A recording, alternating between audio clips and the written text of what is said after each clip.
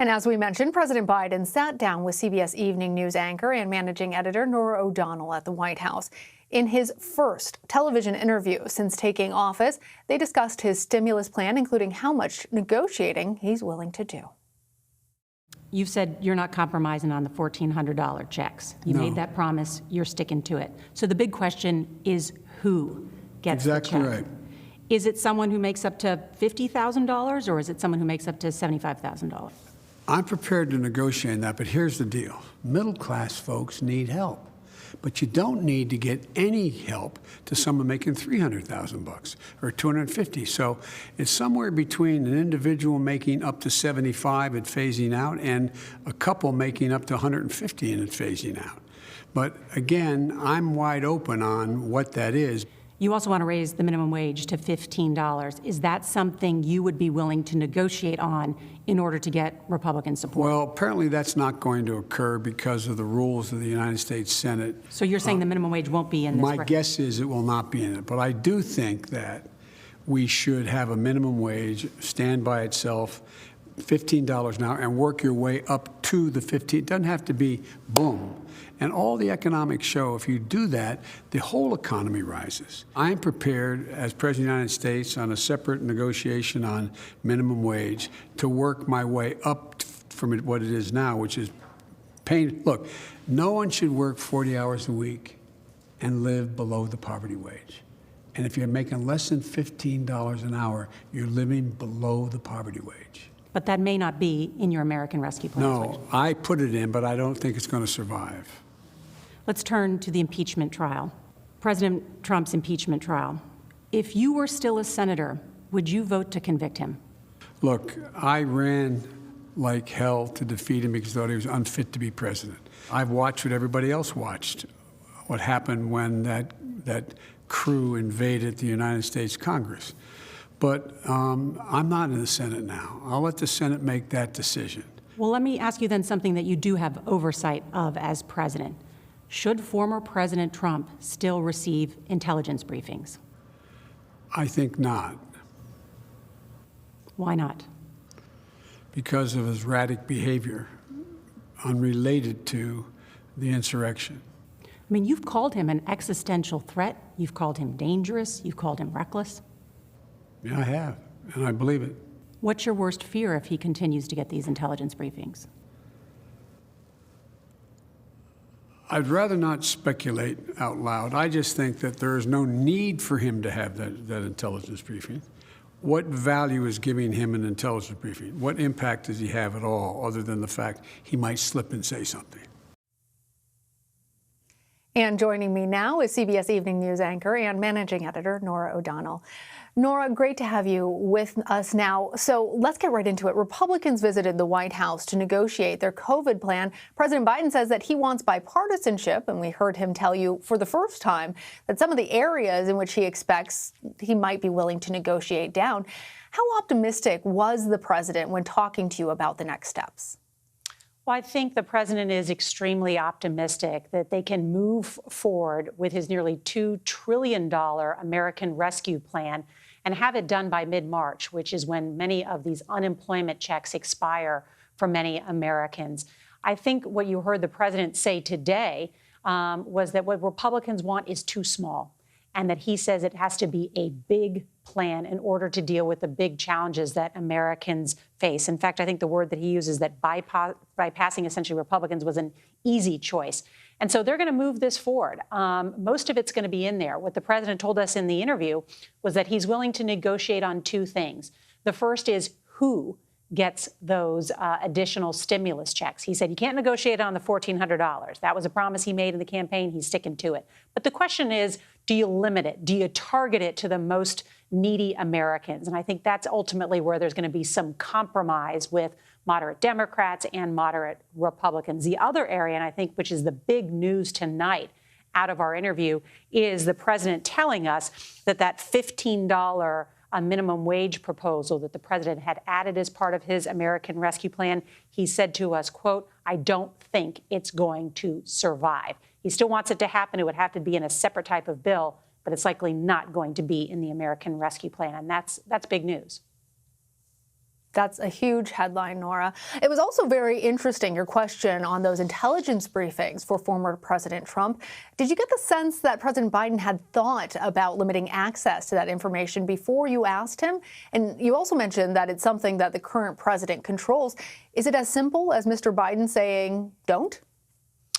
Well, I think there has been a discussion within not only the White House, but within the Intelligence Committee about limiting the former president's access to sensitive intelligence information. You heard President Joe Biden say that the reason they are considering this is because of Trump's quote unquote erratic behavior, in his words. I asked him, well, what's your worst fear about what may happen with some of this intelligence information? And the president said he didn't want to speculate, but he said, what if he slips and says something? So there's clearly a concern about former President Trump's erratic behavior, in his words. And so I don't know when this would happen, but it's clearly something that this White House is considering and that it is on the table. Well, the other big topic and a related topic that we heard you discussing with him was the pending impeachment trial for former President Trump, scheduled to start next week. We heard him tell you that he would leave it up to the senators to decide whether or not to convict. What do we know about how the White House is regarding the trial overall? Yeah, well, you heard me ask. I said, well, you were a senator. You were in the Senate. Would you vote to convict? You could hear, I think he didn't want to answer that question. I think that the White House is clearly, they clearly don't want to get pulled into what's happening up on the Senate. They realize that that's got to move forward. That process has to move forward. But the White House wants to stay, and the president wants to stay focused on the work at hand. And so in talking to White House advisors, what they've said is that the president next week will be focused on the stimulus plan. He'll be focused on ramping up production of the vaccines. And so we already know that the president is going to be going to the Pentagon next week in order to address soldiers there and sort of lay out a larger defense strategy, if you will. The president's also going to virtually visit a vaccination site. The president may go visit the National Institutes of Health. I think, and then Wednesday or later in the week, we're expecting the CDC to put forward their guidelines about school openings. So I think that's going to be another big story next week. So you'll see probably some counter programming from the White House, separate from what's happening in the Senate related to former President Trump. Very interesting watching his body language as you pressed him on that topic, Norah, especially given the arguments that we're hearing from Republicans that they want to try and keep this trial short and that would benefit the Biden administration. So definitely we were watching all of that. Another thing that I noticed, I couldn't help but look at how socially distant you were from the president. In your career, obviously, you've spent a lot of time at the White House. I'm wondering, Norah, if you can tell our viewers a little bit more about the experience of visiting the White House with their new COVID protocols. Yeah, and I think we can put that picture back up. We were 15 feet away from the President of the United States. That's the farthest I've ever been away from an interview subject. I've never seen an interview that far apart. I was worried that I might have to use a bullhorn or shout the questions. You know what I mean? We were so far apart. And I've interviewed President Biden previously during the COVID crisis, and I think sometimes we were like 10 or 12 feet apart. So they've now extended it to 15 feet. That's despite the fact that we get tested here at Viacom CBS, but then also at the White House this morning I was tested, and so wore a mask the whole time, of course, in the White House. And when I first saw the president, when we were then 15 feet apart for the interview, I was able to take the mask off. So they are following very strict protocols, COVID protocols at the White House. I'll just point one other thing out about that picture that we showed. The interview took place in the state dining room. I've never done an interview in the state dining room before because that room is cavernous. There's usually a table that could probably sit 36 people, a dining room table. I mean, it is a huge room. The president had the fire going. You can't see that in that picture, but apparently President Biden is very partial to having all the fireplaces lit in the White House. I'm told he actually lights the fire himself in the Oval Office most mornings, even though there are plenty of butlers and White House staff able to do that.